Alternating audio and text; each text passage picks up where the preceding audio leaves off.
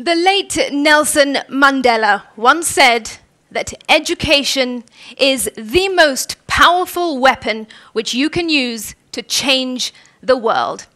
And at a time when change is setting upon Kenya's learning system, education is the topic of conversation tonight on the 7th edition of the Nation Leadership Forum.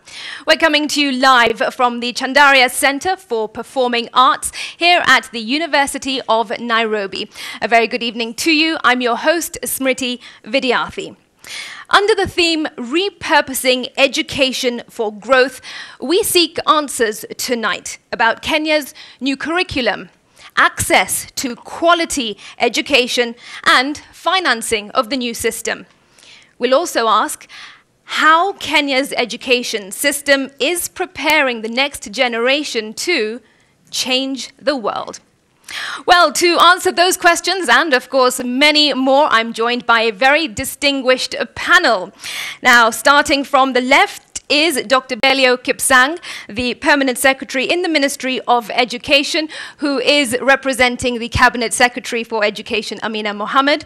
Beside him is is Eva Naputuni Nyoike. She is the Special Needs Education Director at Acorn Special Tutorials.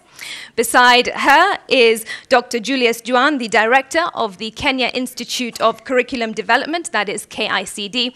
And beside him is Dr. Anne Asay, a Senior Lecturer at the Open Distance and E-Learning Campus at the University of Nairobi. Thank you all for joining us tonight. And thank you for joining us on television, online, and on radio. Remember, you can contribute to this conversation by using the hashtag NMG Leadership Forum on Twitter, and you can also tweet me at Smriti Vidyarthi. All right, let's get started. Now, the new competence-based system, that is the CBC, is currently in its piloting phase. And we expect that it will roll out for standard 1 to 3 pupils in January 2019. Dr. Kipsang, that is just a month away. Can you confidently say that we are ready for this rollout? And if so, what is your ministry doing to ensure a very smooth and successful transition? Thank you very much. Once again, good evening, viewers. What I will say about our curriculum is that we've been preparing. We've gone through a process. And in that particular process, starting with needs assessment, coming to our pilot, making sure that we have the necessary instructional materials, preparing our teachers, preparing the public in general, engaging with our parents. And I can say at this point in time, we are working with an external evaluator who is working with us so that we can be able to confidently be sure that we are ready to roll. I can say with a lot of confidence that we have done that which we were required to do to be able to move forward with a new way of doing business for our children.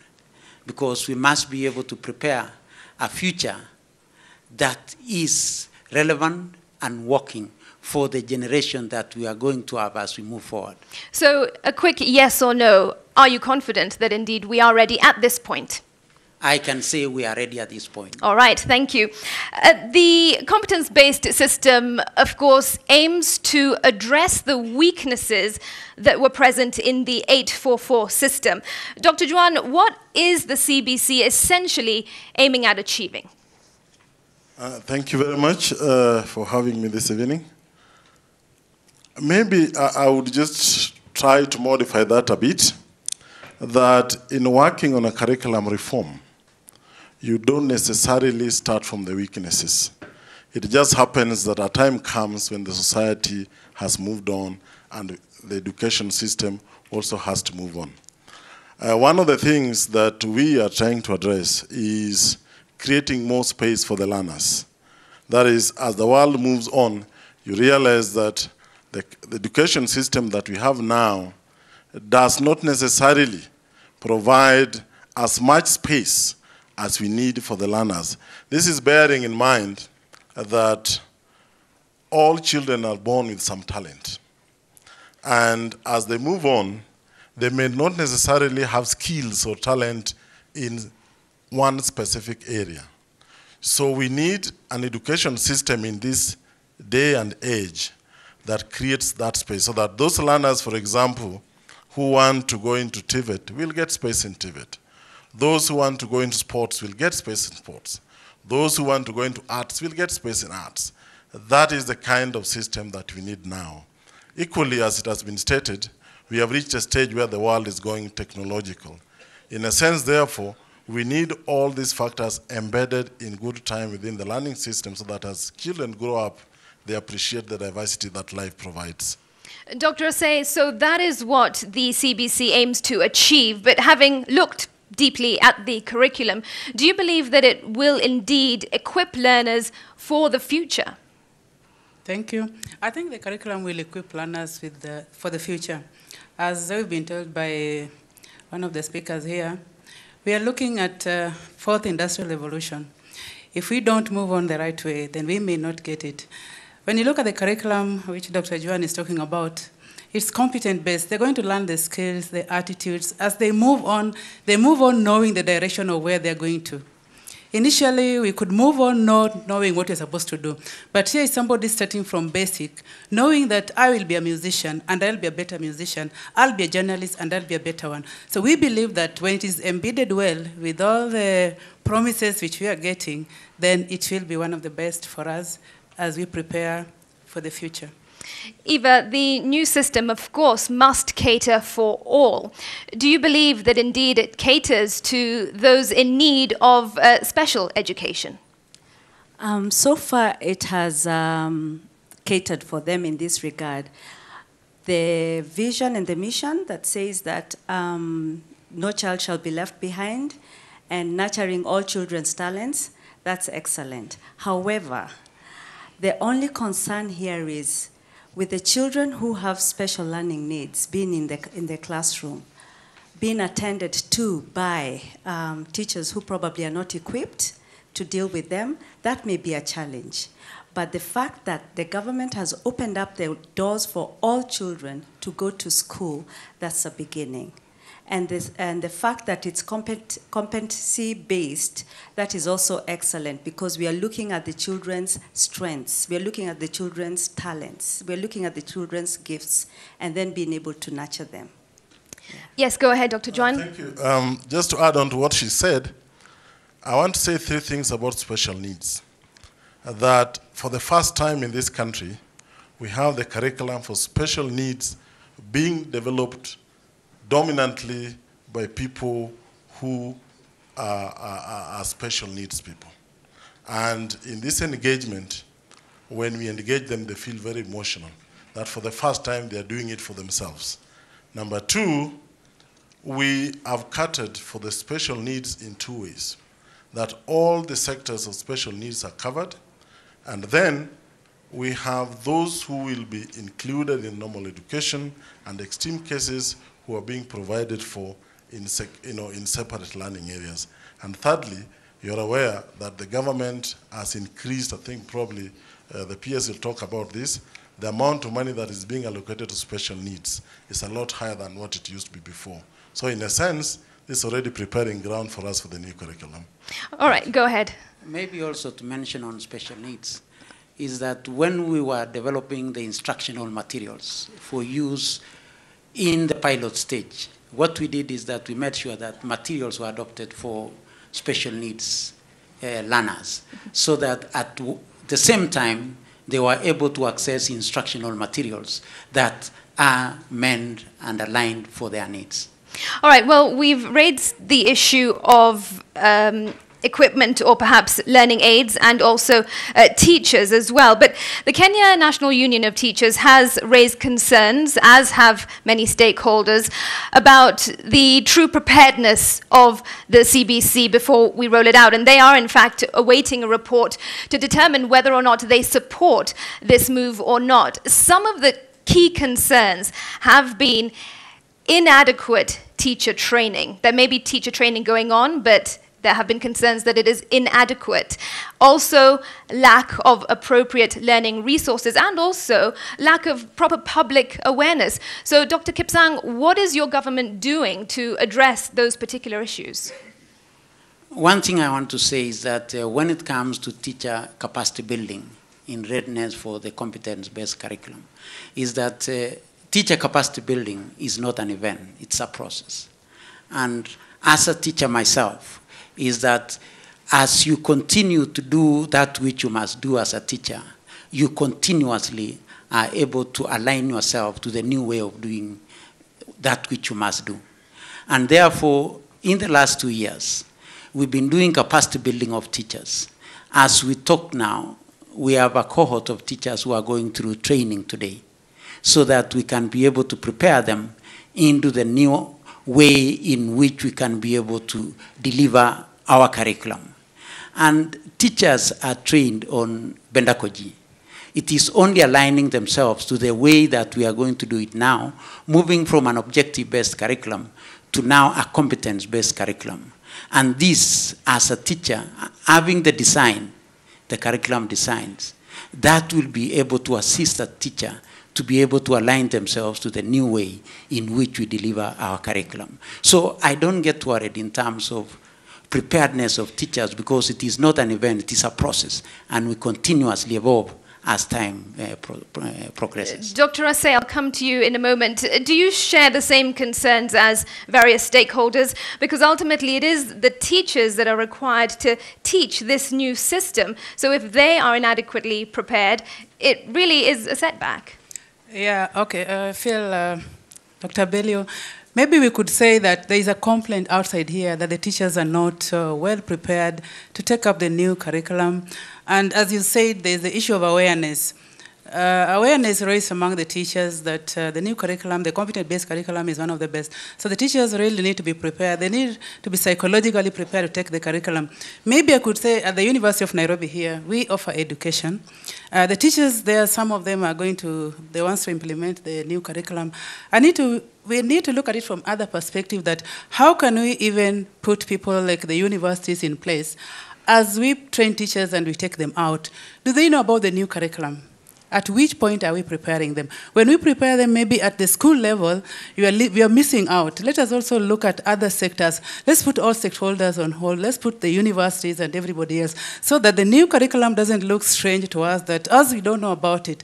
Yeah, because we also prepare teachers. Let's put all stakeholders, the parents, and even the children, the boys and the girls themselves who are going to take it. Let them also know it and accept it. Let it be part of them. All right, thank you very much. Eva, you'd like to contribute? Yeah, I just want to add that the new curriculum, the CBC curriculum, compared to the 844 curriculum, the teacher's mindset is very different. It's a very different paradigm shift. The new curriculum, it's learner-based, completely learner-based. The old curriculum was teacher-dominated. The teacher was the boss. The teacher gave out the information. In this new curriculum, we are guiding the child. So the paradigm shift right now is very, very important for the teacher. So that should come in as we are doing the training because of the attitude of the teacher trying to fit into the CBC curriculum. That is a challenge for the teachers. All right, thank you. Dr. Juan, I just want to move on to another question in the interest of time. Very confident that perhaps we are on the right track to a successful rollout, but in your opinion, what are some of the anticipated setbacks in the implementation process come January, based on perhaps what you've learned from the current pilot phase? Thank you. Allow me to link that question to the issue of the teacher training, because I think, as my colleagues have said, it could be one of the major setbacks. But I think let us perceive a teacher as somebody who has gone through a training. When you go for teacher training, well, I am a teacher, you learn all the various ways of teaching, learner-centered, teacher-centered. So what we need to focus on is that attitude change and helping the teacher appreciate the activity-based learning. So we are not going to a teacher who does not know completely what they are supposed to do in school. Two, the teacher on the ground, in the line of how we have organized our training, is something that is based on mentorship. Mentorship is done by the curriculum support officers, who are their supervisors at the local level. And that goes on as the learning proceeds. And finally, coming to the universities, incidentally, the idea of competence-based curriculum is not something that is unique that KICD or the government is introducing. If anything, by now I would have been expecting faculties of education in the universities, based on their knowledge and their theories and all that, to be spearheading the process. I don't think that it requires any university to wait for KICD to go and start training them competence-based curriculum, because really they know more than we do. Right. So I think that should move on, especially now that the process is already going. But now the main challenge that we have is that attitude change.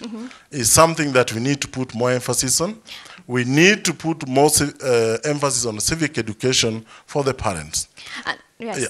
I was about to add that, of course, it is critical that the change doesn't just come about for the teachers, but also the parents need to have a change in mindset, and the children need to be educated as well about the change in their education system. Eva, as a parent and also an educationist, what are your biggest concerns about this new competence-based system, if any? I actually really like the competency-based curriculum. It's very hands-on, and I like the fact that the areas that we are looking at, the competencies that they have identified. I wouldn't say as a parent and as a teacher that I have a concern. My concern goes back, and I'll go back to this. When it comes to the children with special needs, my concern is, while they are in class, are their needs being met? Is the instruction being made to enable them to learn? That is my concern as a parent. That is my concern as a special needs educator. Is the government putting in place support teachers to facilitate the current existing teachers for them now to be able to support the children with special needs? I'll give Dr. Kipsang the right to reply before we take a break. Thank you very much. I would want to affirm that as a ministry and as government, we have expanded capacity of the Kenya Institute for Special Education. This institute trains teachers who are already teachers on how to handle and be able to teach children with special needs. We are building their capacity. We have now put up a psycho center, a referral center, which is the biggest in the region, which will be able to assist in identifying needs of these kids. We'll be assisting even the teachers that we are training to handle kids, be able to understand and appreciate them better. So as government, we are already doing a very huge investment towards making sure that our teachers who are going to teach in special schools and dealing with children with special needs are prepared and they are ready to handle kids in that particular cohort and category. Dr. Juan. A quick one. As KICD, we also have the privilege of developing curriculum for primary teachers in colleges.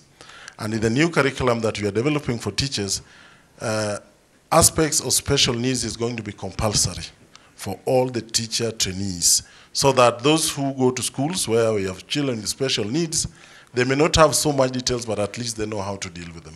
Thank you. Dr. Asay, the forum's theme is repurposing education and growth for the future.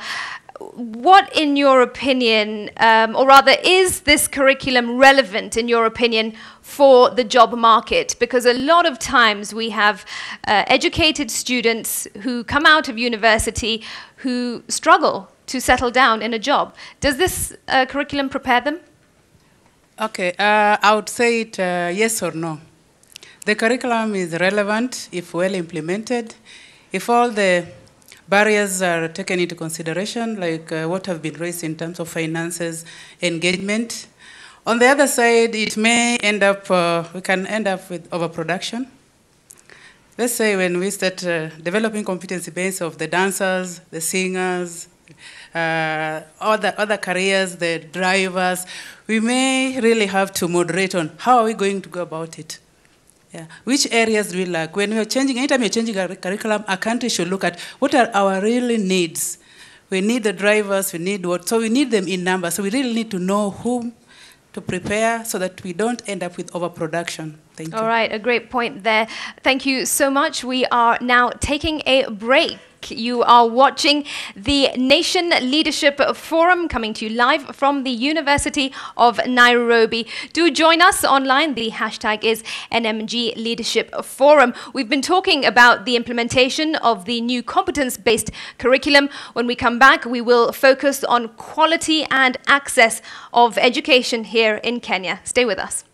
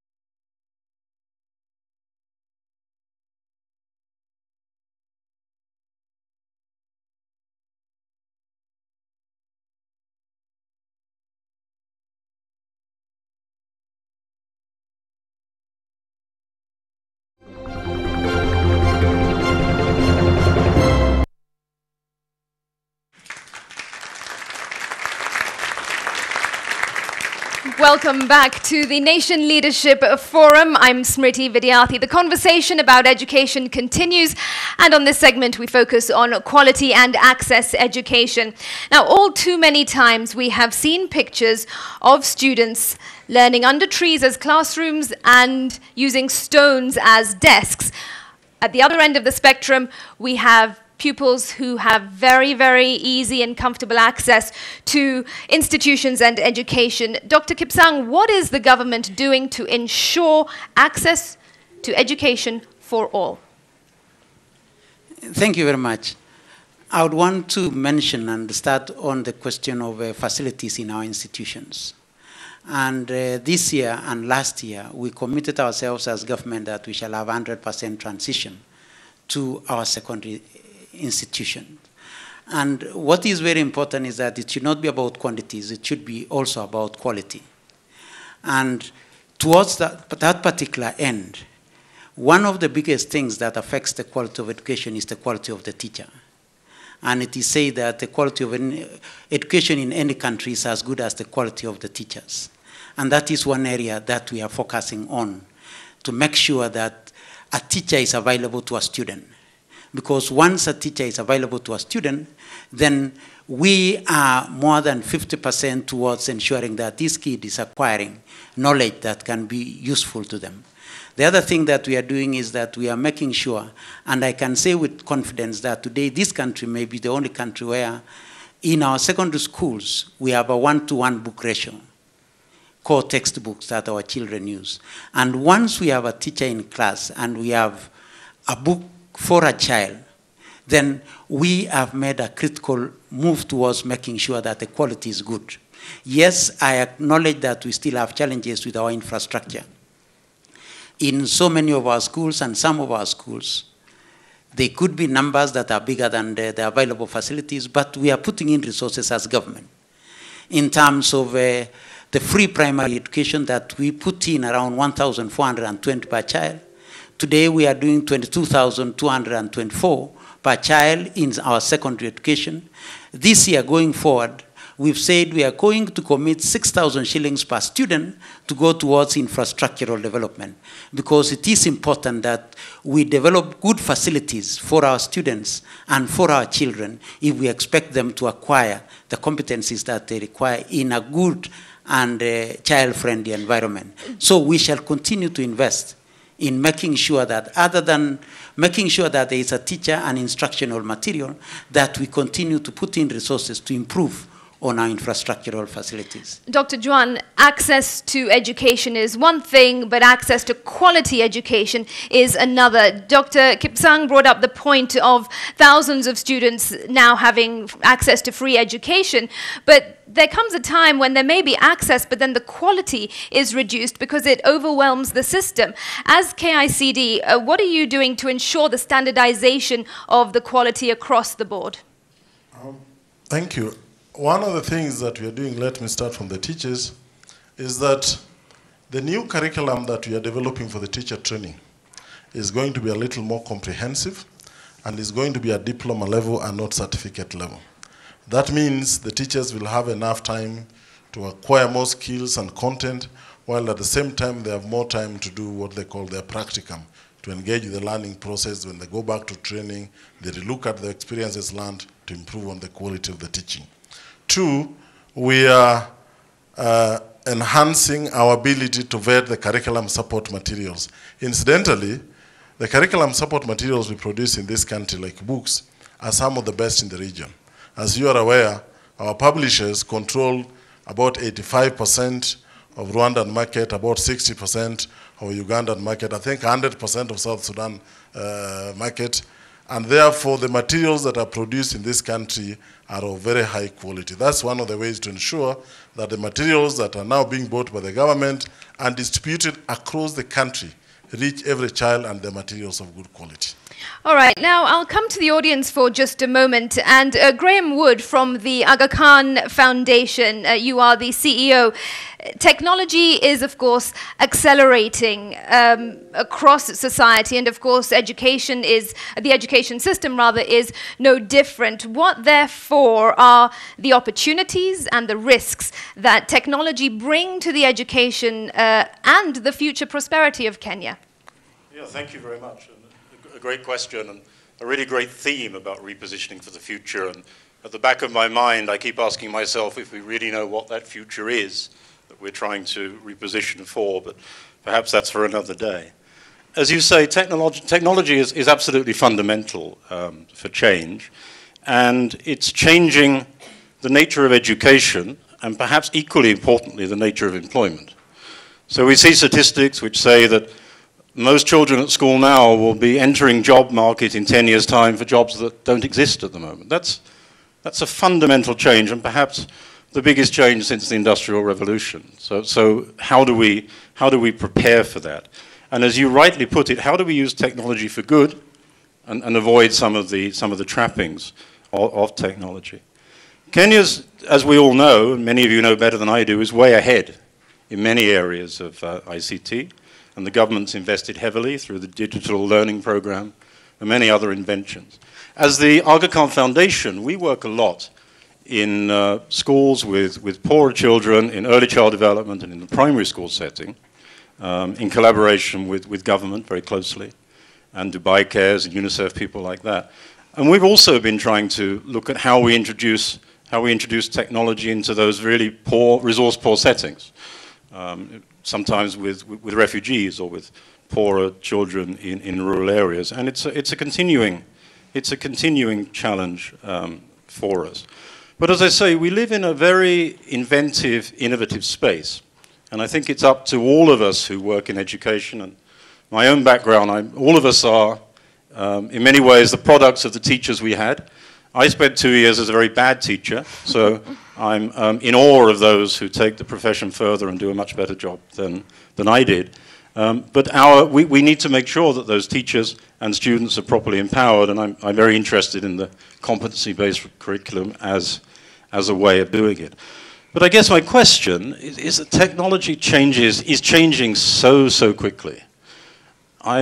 It doesn't seem to me, and some of you will resonate with this, it doesn't seem to me that long ago that I was sitting in a Nairobi hotel watching my first fax come out of a fax machine and being amazingly excited that somebody in New York could send me a fax and I could kind of see it there and then. Who uses a fax machine today? And that's what, 20 years ago. Radical technology which went out of business very quickly. So I guess two questions then. One, what is that future we're preparing for? Do we really understand what it's going to be? And secondly, those of us working closely in this space, from governments to organizations like the Aga Khan Foundation, are quite large organizations, are quite bureaucratic because that's the nature of large organizations. How do we manage to be flexible enough to keep up with all these developments and to ensure that curriculum, the quality behind it, the values behind it, is keeping up with this enormously fast pace of change? Thank you very much. Dr. Asay, I'll ask you to be the first person to respond to that. What are your thoughts based on that? Yeah, I agree. Technology is changing so fast in the field of education. And maybe it could help in terms of what we have here, the facilities lacking, teacher training. With technology, we can train a class of 20,000. We can train a class of 60,000 and so on. But do we have the facilities? Do we have the finances to do that? But with the competence-based curriculum, I think technology is the way to go. Already, what the students are saying, the young learners are saying that with the free laptops, the learning has changed the school. They feel more motivated, they are more engaged, and learning has become more worthy, more useful for them.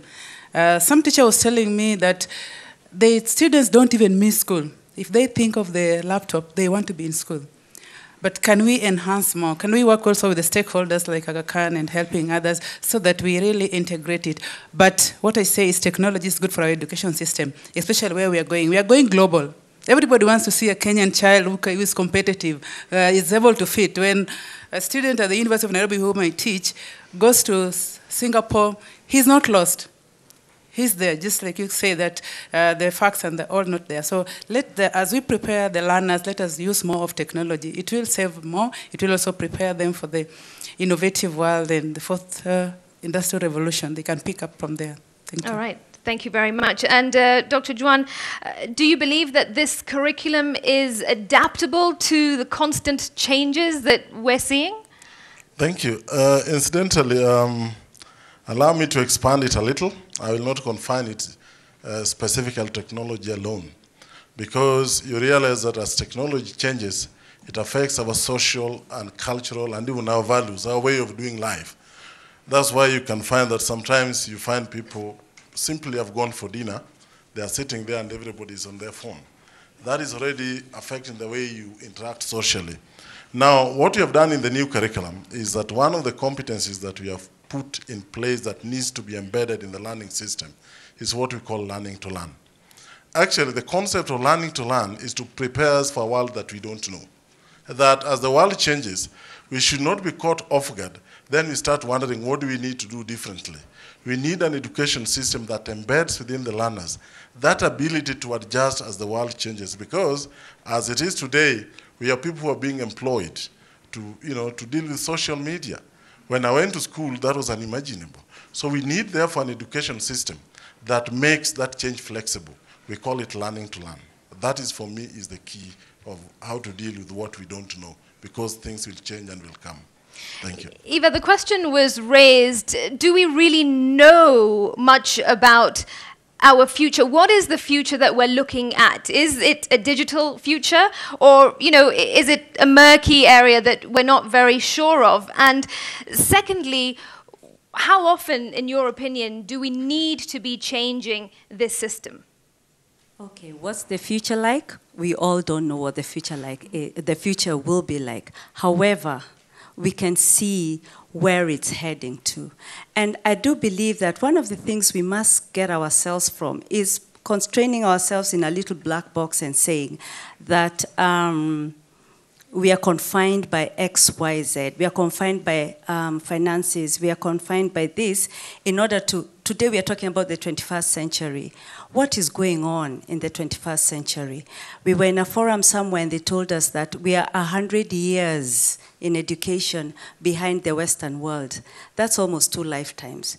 How do we change that? We change it through technology, because that is what is going on right now. So we use technology, and technology brings us, it's accessible, it brings access to knowledge through different mediums. And I'll still go back, I mean, I'm a special need person, I'll still go back to that.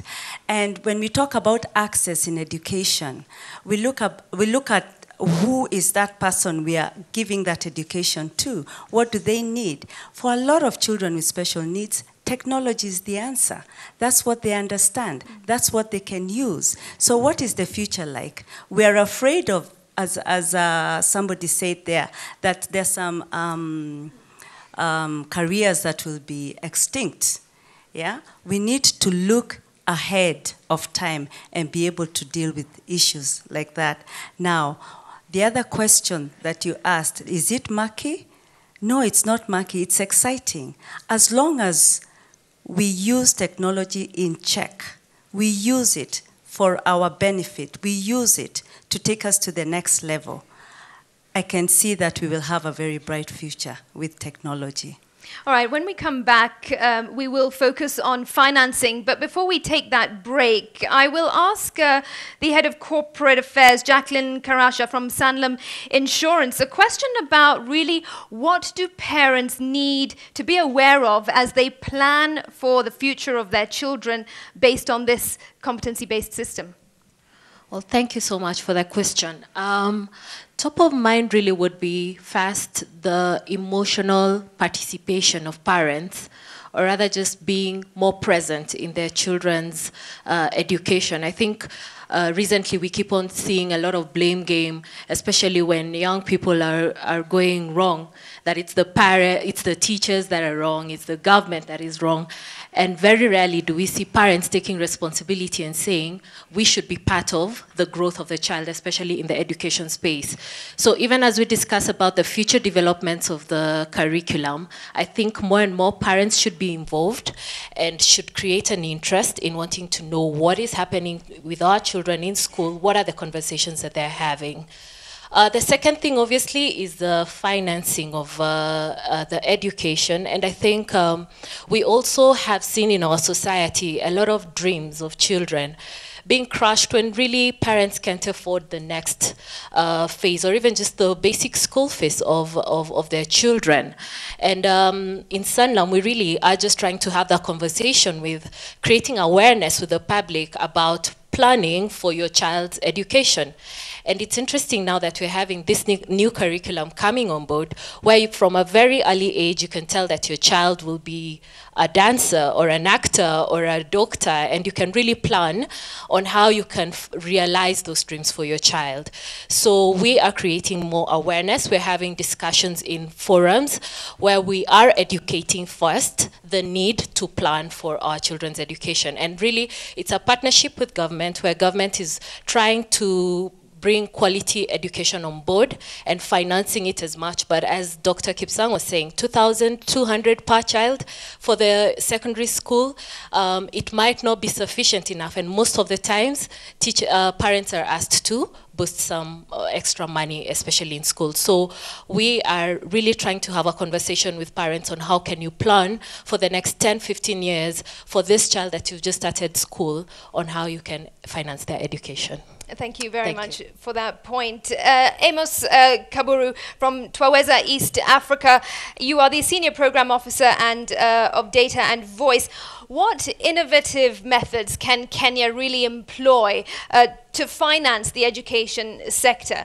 We do know that there are institutions that assist in financing the sector, but are there any innovative ways that we can come up with? Thank you. It's true that our financing of education in this country has been very conservative, largely dependent on what is capitation and what are allocations from the Ministry of Education, and partly funded by what you call official development assistance.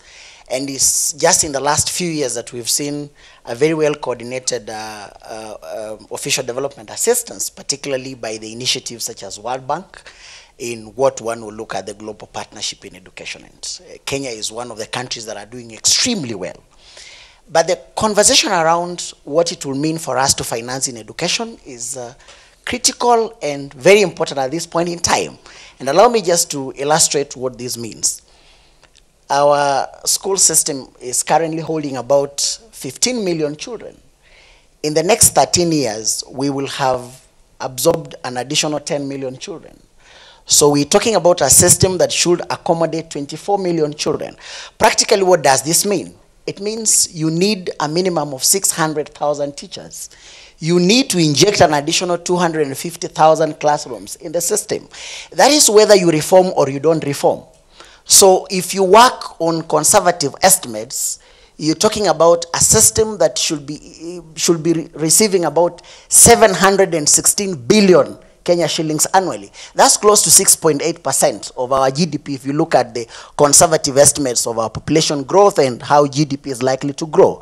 Now this brings into sharp focus how well are we prepared to finance this education.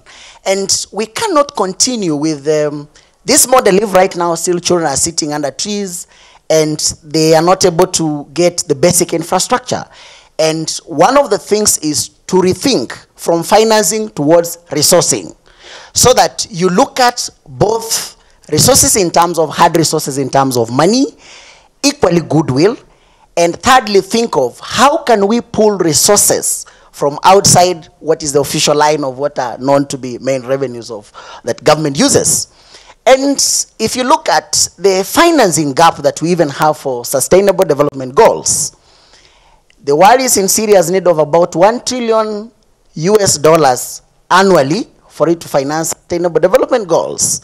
And it was one of the countries which are on the lowest of the pyramid, in a country where learning outcomes are inequitably distributed. Right. You have to rethink otherwise. So practically what it means for us as a country is to look at how can we map out resources outside what is available in the government space. Okay. And that has to be with how we attract the private sector, not to be adversarial in terms of competing what government is doing, but how the private sector will participate in terms of looking at themselves as investors. All right. And for members of parliament and for government, the first thing to do is to critically relook at the Public-Private Partnership Act. It's a serious impediment towards mobilizing sufficient resources. Thank you. Thank you for that point. Apologies to cut you off, but we do need to take a break. But I suppose your point raises a round of applause. Thank you.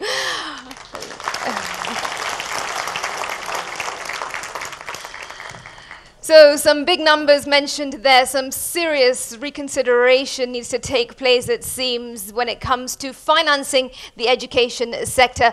That point of conversation will continue after this break. Don't go far, we'll be back in just a moment.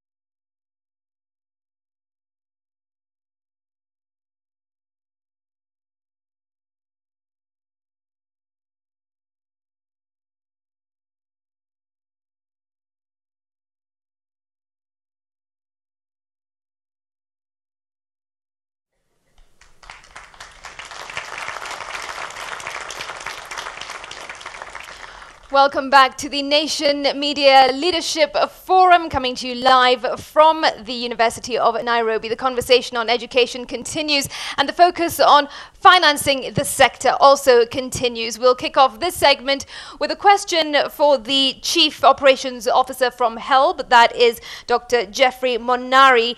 The Cabinet Secretary for Education had directed universities and TVET colleges to deploy smart cards for HELB loan disbursements. What is the status of that situation and of the rollout?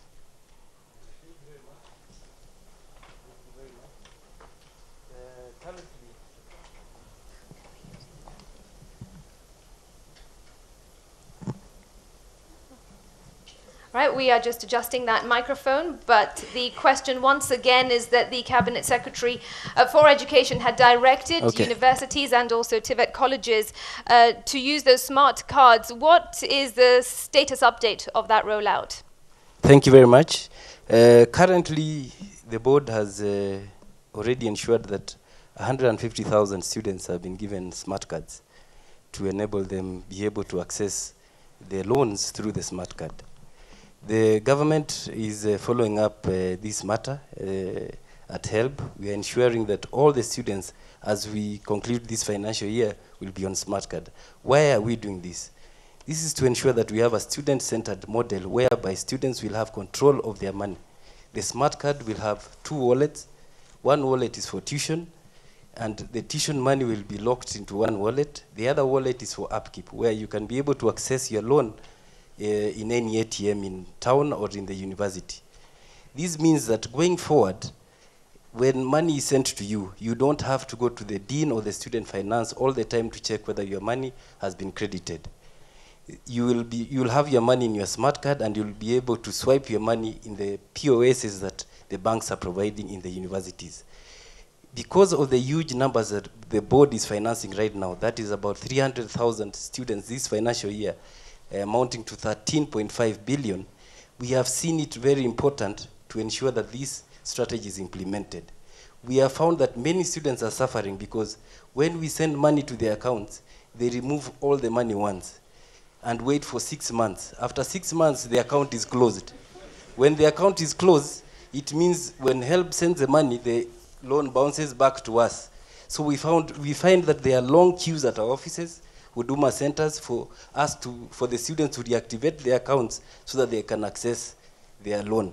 Going forward, when you have the money in your smart card, it means that when you want to pay your fees, you can be able to pay at any time, which means that this will be a student-centered model, and we urge all students to ensure that as soon as possible, they access the smart card so that we can efficiently serve them, have a robust model which will be able to move our country and help forward. We want to put a smile to all the students so that they access their money with a smile and concentrate on their studies, so that when it comes to repayment, they also repay with a smile. Thank you.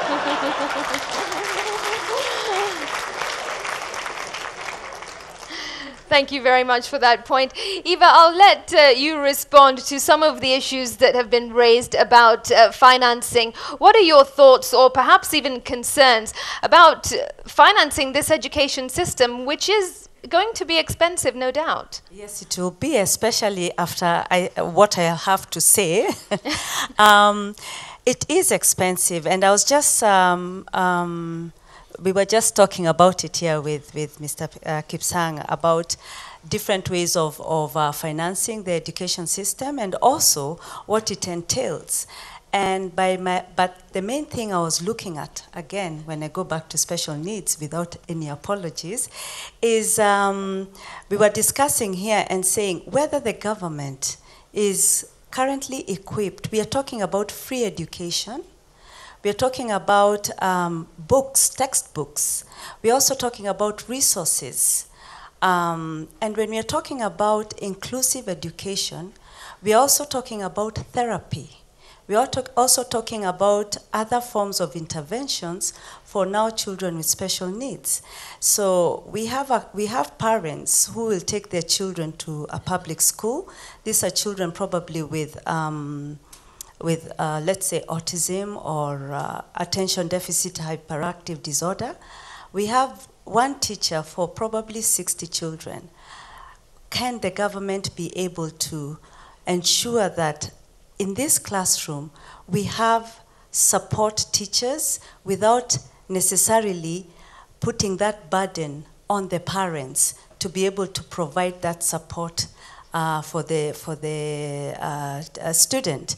Can we be able to work with the Ministry of Health to deploy therapists, occupational therapists, and speech and language therapists, and other therapists that will ensure access to free and public education for these children with special needs? So that's why I'm saying when we think about finances, the government will have to really put in a lot of money.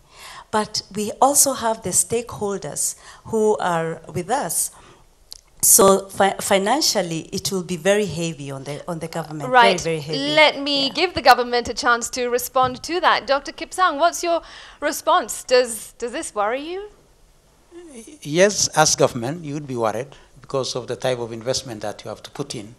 But I would want to say that as a country, at this point in time, and in this particular region, the type of investment that we've been able to put into the education sector, I would say, is fairly competitive at the level at which we are in as a country.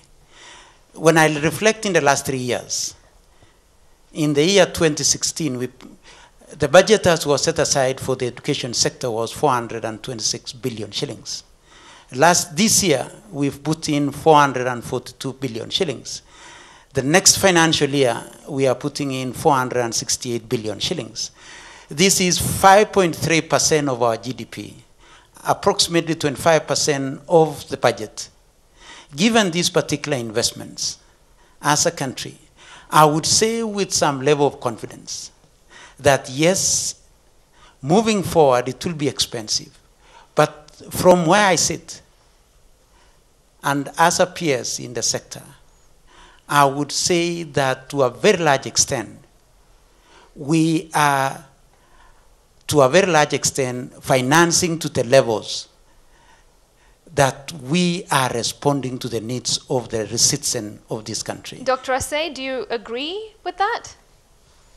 I agree that the government is putting in much, but let's look at other ways of financing education. Let's look at what countries like South Korea is doing. Let's look at Israel. What are they doing in terms of financing the education? And let me ask you, are we saying, based on other contributions as well, that we need to look at other ways to finance education to relieve the government of the burden, or because the government is simply not putting in enough? No, they are putting on enough, but is it reaching everybody? He's told us of the whatever money their students are getting. I guess it's not enough for them, yeah? So we are looking at ways of And you have all the University of Nairobi students agreeing. Okay, I don't know, but I think it's not enough for them. I have a niece.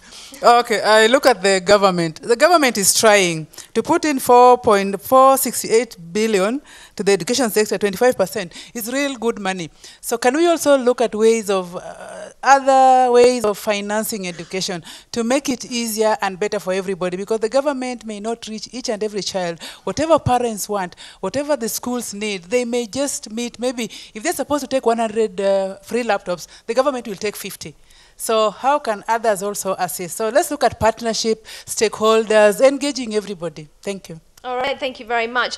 Okay, briefly, Dr. Juan, before I move on. Yeah, just quickly. Probably considering that amount of money being put in the education system, probably another thing that we need to look at is how well do we use that money where we want it to be when we disburse it to the people who are supposed to use it.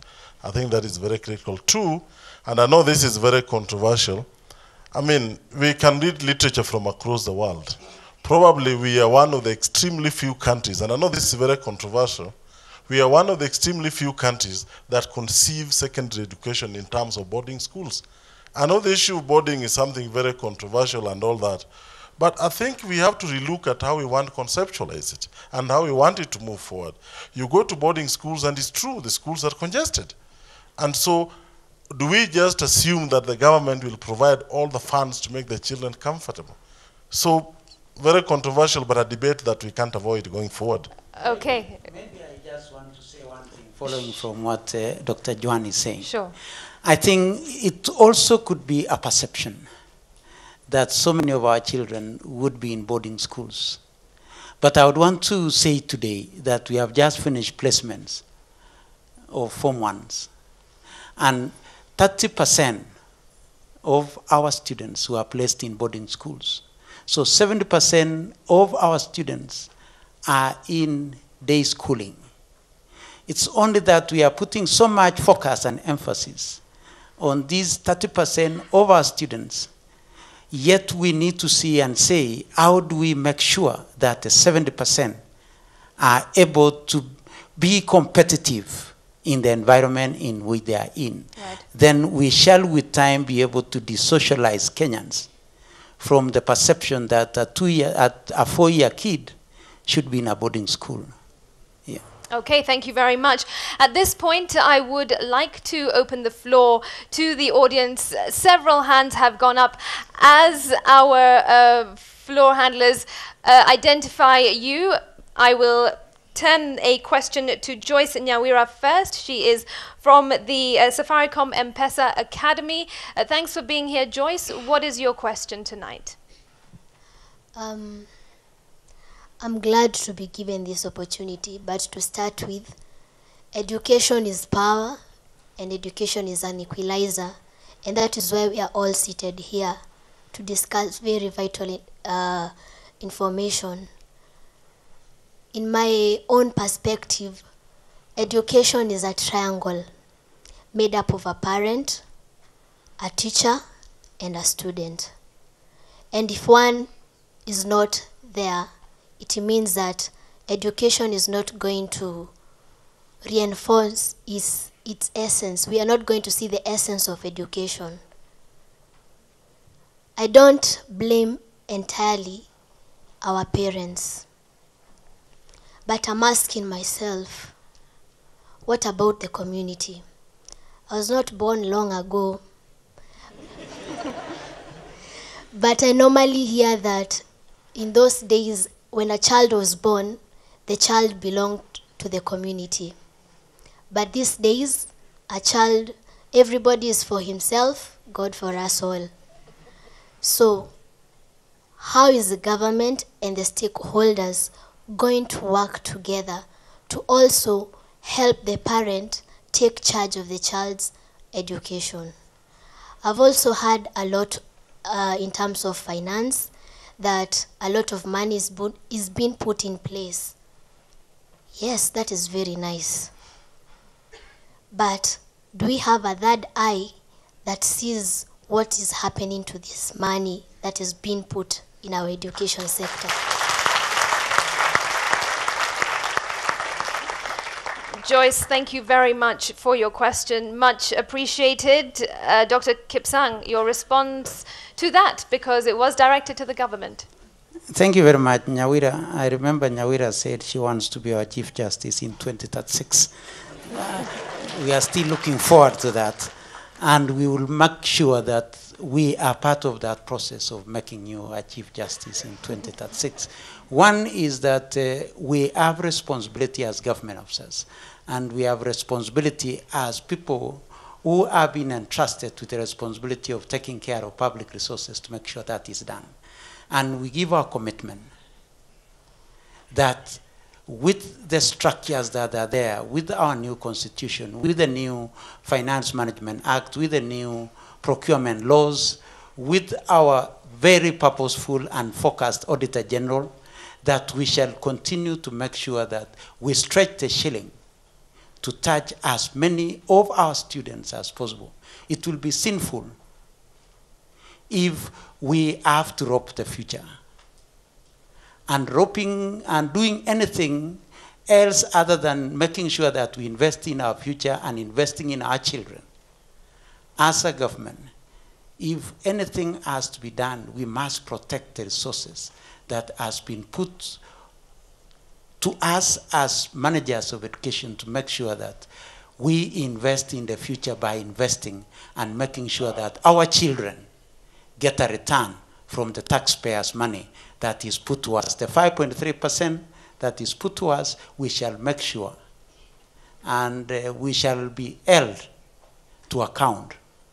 And I'll take the lead as a peers to make sure that I'm held to account in making sure that we get a return on investment of the future, and that is in our children. Thank you, and we, at least as the media, and no doubt the public, will indeed hold you to account. So we do certainly hope that that word remains. Ken Walibora, you have a question. Please tell us who it is directed to and ask it within 30 seconds. Asante, swali langu nitauliza kwa serikali. Nataka serikali inisaidie kulijibu hili swali. Kwa hiyo katibu katika Wizara ya Elimu na mkurugenzi wa taasisi ya ukuzaji wa mitaala. Swali langu ni hivi. Serikali inafanya vizuri kusambaza vitabu, kununulia wanafunzi vitabu na kuvisambaza katika shule za umma kote nchini. Jambo zuri sana. Lakini sasa swali nalouliza mie, wazazi wametelekeza kabisa, wale ambao wana watoto katika shule za umma, wametelekeza kabisa swala zima la kuwanunulia watoto wao vitabu, kwa sababu serikali inanunua, serikali inawasaidia. Hamna mkakati wowote wa kuambia wazazi kwamba si dhambi kununua kitabu kwa mtoto wako, ili kujenga jadi ya usomaji, kwamba si vitabu tu vile vilivyoorodheshwa ndivyo ambavyo mtu anapaswa kusoma. Na kama mwanafunzi anataka kuwa mhandisi, ajue kwamba ni vizuri kujua lolote kuhusu Shakespeare ama Shaban Robert, hata kama anakuwa rubani, ama kama wanapopenda kusema wengi, neurosurgeon. Okay. Asante sana, Ken. That may have been just over 30 seconds, but go ahead. Thank Your you response. very much. I think that is a very good question. I think one thing that we need to appreciate is that for the classes or the forms that the government is buying books for, we are buying the core textbook. We have not at all stopped or banned the buying of other textbooks. Indeed, there are many parents who still buy a lot of textbooks to supplement the core textbook that the government is providing. So we are trying to provide equity to all the children to have textbooks, core textbooks, but we still encourage parents who can afford to buy textbooks as long as the teachers don't force the parents to do so. Thank you. Thank you very much. John, a student from the Kenyatta University, what is your question in 30 seconds and who is it directed at? Thank you, thank you. John Vianney Marangu from Kenyatta University. I take sports science, and I'm wondering, in all these discussions, nobody is mentioning sports, and sports is one of our major economic contributors in these countries, as we all know. We have athletics, we have football, and all those stuff. So, Dr. Belio Kipsang, I hear that we also want to establish sports academies. And in those schools, we also have to have teachers who can also train students in matter sports. So what is the strategy of the government towards that? And do we have a future as sports scientists and PE students and recreational management? Okay, thank you very much. I would want to say, as Dr. Chuan mentioned, is that sports, arts, performing arts is a pathway, one of our pathways in the new competence-based curriculum. We are investing and making sure that we are adequately prepared in going into those particular aspects. We've already identified schools that we would want to have centers of excellence of certain sports. We are already, and in a very short while, be commissioning the COF Academy at Lenana School. We are already through with an 18-all COF course at Lenana School so that we can be able to prepare our children. We are going to St. Patrick's Iten to prepare an athletics center. We shall be doing a music center in Nairobi School. So we are preparing ourselves to make sure that as we go towards that particular direction, we are ready for it. Okay, thank you very much. I'm afraid we really are short on time, so I will request each of you very briefly to give me your closing remarks. I'll start with you, Dr. Asay, very briefly. Okay, thank you. For me, I feel that competency-based curriculum is going to work, and we have to give it support at all levels as it is being rolled, and we have to look for the finances, we have to look for ways of engaging all, and it will be one of the best for our country. Thank you. Thank you very much. Dr. Juan, not a closing remark, but a commitment from KICD as the CEO. Give us a commitment that we can hold you to. I can give you a commitment. I can give a commitment to the country that the curriculum we have developed focuses on 3 key issues. We are focused on the head, which is the cognitive, which is now more emphasized. We are focused on the heart, that deals with values and ethics. And we are focused on the hands, that deals with skills and how to apply the knowledge you have in your head. That you can take home. Thank you. Eva, your final remarks tonight. Yes, and as you are focused on all those areas, my closing remarks would be to definitely take into consideration access and equal opportunities for children with special needs, and put in the necessary interventions that will enable them to receive that instruction. Thank you very much. Dr. Kipsang, you have given 1 or 2 commitments, but on behalf of the Ministry of Education, what is one final commitment that we can get from you and hold you accountable for? Thank you very much. I will say one thing. Schooling without learning is a waste of public resources. We shall make sure that our children learn by ensuring that the quality of education that we give them is what the Kenyan people expect of us. An investment of 468 billion shillings is a huge investment, and we shall make sure that our children learn. Thank you very much. Dr. Kipsang, Eva, Dr. Juan, Dr. Asay, many thanks for contributing to this Nation Leadership Forum. It is highly appreciated. You have been watching the Nation Leadership Forum. Thank you to my guests. Thank you to all you viewers as well. And also a special thank you to our partners, the Kenya Institute of Curriculum Development, the Aga Khan Foundation, the European Union, Dubai Cares, Sanlam Kenya, the University of Nairobi, and also Homeboys. Unfortunately, we have to leave it there. We certainly hope you have enjoyed this insightful conversation. I'm your host, Smriti Vidyarthi. Good night from the University of Nairobi.